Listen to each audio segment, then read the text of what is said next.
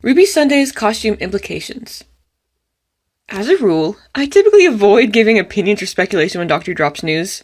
Except for that Yaz video. I'm sorry, I couldn't keep my mouth shut once my hearts were involved. And, it's the same for this video too. Yay! After the costumes were released about Ncuti Gatwa's Doctor and Millie Gibson's companion, I was very intrigued by them. However, I found myself focusing more on the costume of Ruby Sunday than on the Doctor's. And since there doesn't seem to be much commentary specifically on her, I thought I'd fill that void. Or rather, yell into that void now that everyone else is talking about the 2023 special trailer and whatever else is new by the time I post this. Anyways, let's look into her costume a little further, shall we? As costumes go, hers is fairly different from previous companions. I actually remember complaining to my roommate a week before the costumes were posted because I was so tired of the girl always having that go-to leather jacket and jean look. I understand that they're supposed to look like average working-class humans from the 21st century, but times are different now. Speaking of, I love Ruby's costume because of how different and not quite of our time it is. It channels that 70s look brilliantly and gives me hope that Doctor might finally have a command that's not from the present day. But the real reason I wanted to bring up Ruby's costume isn't exactly because I wanted to analyze it thread for thread, nor am I qualified to do that, but I'd rather wanted to point out the implications of her overall costume. Before I do that though, we're going to need a little context about the era that came before, and more specifically, the 13th Doctor. What, you think I wouldn't bring Jodie Whittaker up at the first chance I got? I'm queer, guys, and I got eyes, and hearts ready for breaking. But really, Jodie Whittaker will always be a fucking important figure in Doctor Who history no matter what anyone says. I miss her. Anyways, right, yes, context. I am getting to that. When Jodie Whittaker took over the role as the Doctor, the marketing strategy for her era was that anyone who wanted to see what Doctor Who was all about could jump in at any time during Series 11. Because of this, and the diversity casting, Doctor Who's viewership count skyrocketed over 10 million during her first episode, making it the biggest series premiere of Doctor Who ever. But this wasn't to last, because her second last episode, called Legend of the Sea Devils, then received the worst viewership modern Doctor Who's ever received, with only about 2 million watching it live. The reason why I bring up her viewership count is because, for the BBC, her run was considered a failure in that regard. Not to mention the vitriol spewed towards Chibnall's writing and the hate actors got for just being different genders or races during Jodie's run was at an all-time high.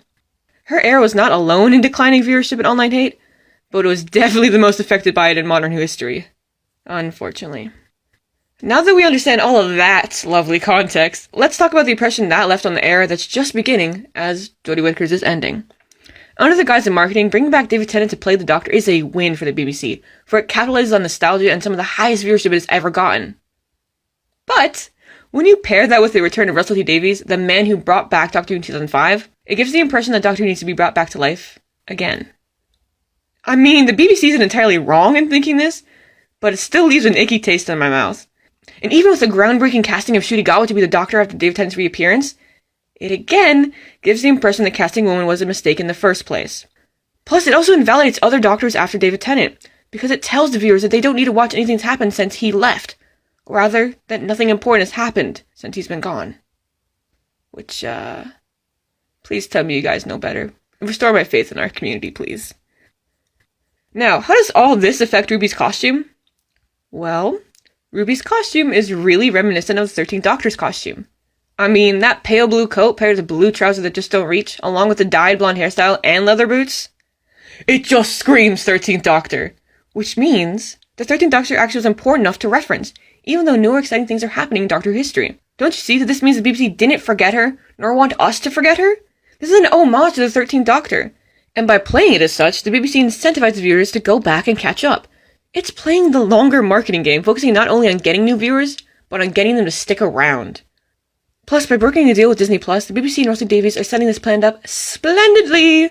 This combination of news and costume release really does put my mind at ease, because the BBC isn't taking the easy way out by erasing Jodie Whittaker's era and allowing the negative social media response to dampen a Doctor all about positivity and change. And by playing that small homage to her in Ruby's costume, I am left with the impression that Doctor Who will continue to honor who it's been, and that I am right to be excited for whatever changes come next. Anyways, what are your thoughts on these new costumes? Am I crazy for reading into it this much? Be honest. And be kind in the comments below. And many thanks for watching my video. I rhymed. Wait. How do I end my video? Oh, yes. Anyways.